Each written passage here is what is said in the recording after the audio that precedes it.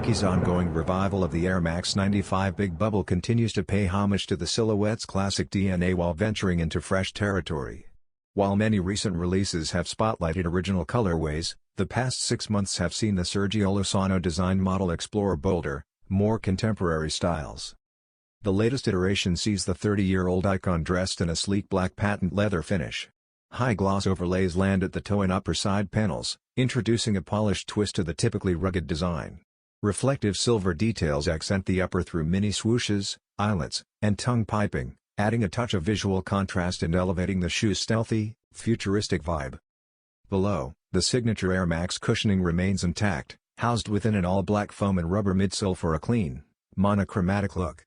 This understated base not only enhances wearability but lets the patent upper shine. Expect a fall 2025 release via Nike.com.